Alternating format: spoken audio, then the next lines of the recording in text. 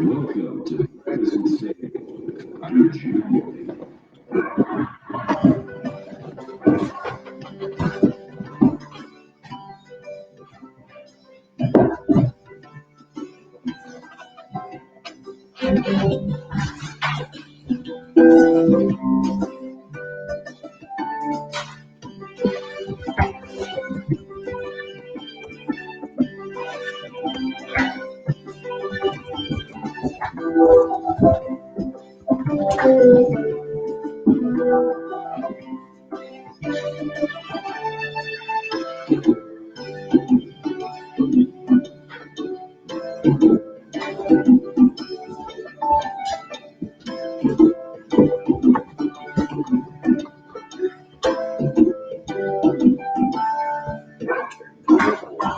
It's what? Garble. I don't know whether they're noticing it or not. The Sound. of sound. Wish me luck. Aiden goes for torn ligament surgery today. Ew. Yeah, good luck. Are you getting a TPLO? They can rebuild them bigger and better. Well, maybe not bigger. He's already big. Oh, let's all make it a great day. I can go for that. Is the sound okay, guys? Hugh says we're a little garbled, but I don't know. We're not. I don't have my regular microphone, the good one, hooked up. It's we're using the computer. Made pup loaf yesterday, and the dog loved it. Yeah, well, music sounds like it's underwater. That's what Hugh said. Do I sound like I'm underwater too? Because if I am, we'll have to do something differently. Hopefully not.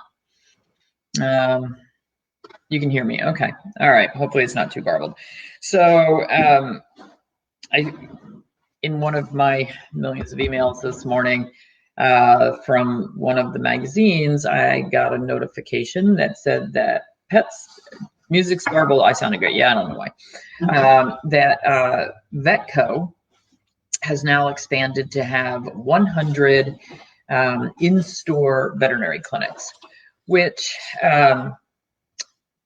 that's not necessarily a bad thing. I mean, we all know that PetSmart started with, they were the first ones to start with the in-store veterinary clinics, which resulted in Banfield, which is now owned by Mars, and I don't know, for better or for worse, whatever. They do keep a lot of statistics and data, which having data is a good thing. I just don't like the medicine that they push sometimes.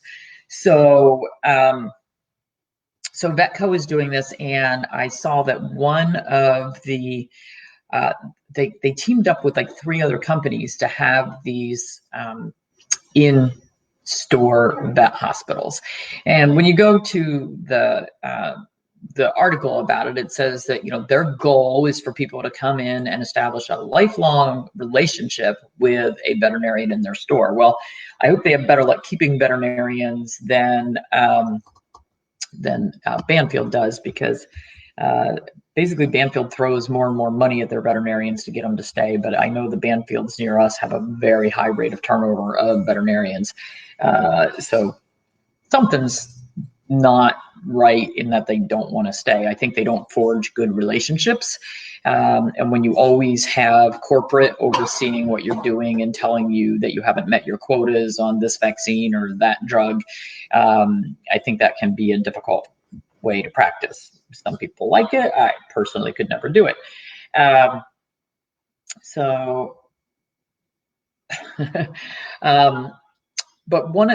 in the article, it said that, and I went to their website page, it said that they have teamed up with 3 companies to offer these in-store clinics. And one of them was a low-cost,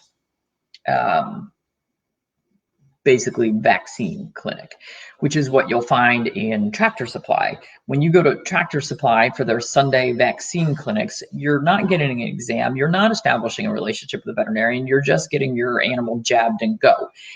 And I am all for being able to get affordable veterinary care for our animals. Yeah, so hate the VIP affordable pet care clinics they have at places. The vets just push everything, and that's the thing. So you can buy this package that includes the core vaccines, which might be LPP, rabies, and bordetella, which bordetella is not even a core, but they usually throw it in there. And they'll bundle in your heartworm test. They'll bundle in your dewormer. Oh, by the way, if the heartworm test comes up positive for one of the tick-borne diseases, they can't treat it because at the VIP ones, because so we have clients who will go utilize some of those low-cost clinics to get their basic stuff done, and then they'll call us and go, well, my dog had a positive Lyme test.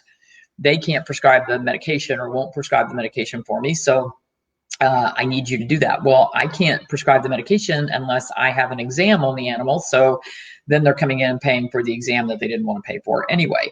But the biggest problem with these low-cost clinics is that many times there is no examination included. And they are pushing a package and they are pushing add-ons to the package. It is not good medicine. It is not good for the health of your pet to walk in with no exam. So vaccines clearly state on the label to be given to healthy animals. Healthy. Well, how do you know if they're healthy if you didn't do an exam? How do you know if they might have a big tumor in their abdomen that you didn't feel, or that they have an advanced heart murmur, or that they have mammary tumors or some other cancer? How do you know if you didn't do an exam? And the immune system should not be pummeled with 15 vaccines all at once. So just the DHLPP, distemper, hepatitis, 4 leptospiras, cirivars, parainfluenza, and parvo. That's 8 in that one shot. Now, then we add on rabies. Then we add on bordetella, which is actually not bordetella. It's 3 things. So we're now up to 12. Oh yeah, then you can get the bivalent influenza, 2 more. Then you can get the Lyme vaccine. And then on this that I was looking at, because they're in California in a lot of these stores, they had rattlesnake vaccine. 16. Would you allow your child to be vaccinated with 16 things at the same time? Oh, and then they give them a dewormer on top of that. So now we've had 16 vaccines and a bunch of chemicals loaded on. That's not good medicine. That's not good for the health of your pet. So if you know that your pet is due for a specific vaccine, and you've had an exam recently, and you want to go to one of those clinics and say, look, I need this specific vaccine. How cheap can we do it? Okay. I can't fault that. I mean, we all need to save money where we can save money. I mean, personally, I prefer that you're coming in, getting an exam, having titers done. But if you are in a situation where you have to get that vaccine for whatever reason, for boarding, for daycare, for grooming, for competition, whatever, because your township says you have to have the rabies. I mean, in New Jersey, we have free rabies clinics, which it'll be interesting to see how that plays out with COVID, because they're usually done between January and March, because all the townships in New Jersey have to have their licensing done by the dog licenses by the end of March. So we'll see. But the state actually supplies the vaccine, and the township pays a veterinarian to come in on a Saturday morning for 2 to 4 hours and just jab rabies vaccines into every pet that is in the line. And it's a good service because rabies is required. And for people who cannot afford to get their animal into the veterinary office, it's a way to comply with the law. I'm not a big fan. I used to do quite a few rabies clinics. For the last 5 years, I've done 1 a year in a small town near us that begs me. And I like the people there. But it is difficult, and I am willing to refuse giving a rabies vaccine to an animal that I look at and say, no, you clearly have some issues going on here. That's not a healthy animal. We cannot give that animal a vaccine. So do I recommend bordetella? No, I don't recommend really any vaccines unless your animal is in a high-risk situation or it's required to get something done that you have to have done. So, you have to be the educated consumer. So if you need to utilize the services of one of these low-cost clinics, that's fine. I'm not against saving money. What I am against is not being educated before you walk in and allowing them to poke your animal with up to whatever I just said, 16, 18 things all at the same time. Could it require that you have to go back twice and say, look, this time I just need the rabies. I'll come back in another month and then we can do the distemper parvo. if you can't afford to get a titer or if you have to have it for whatever reason.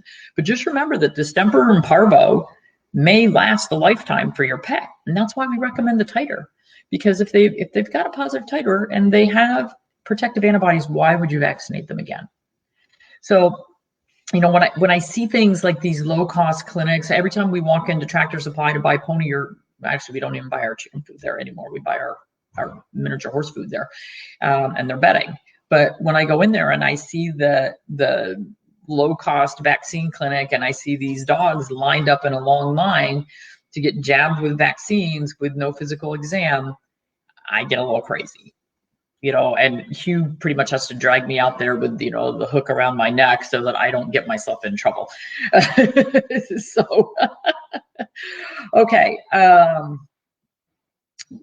Going to get going. I have a bunch of consultations today, and I'm actually going to the office. It's my day off from the office, but I'm going to the office because one of them was local, and I said, well, why would we do a phone call if I can drive over to the office? So that's what we're going to do. Yeah, Bordetellus kennel cough.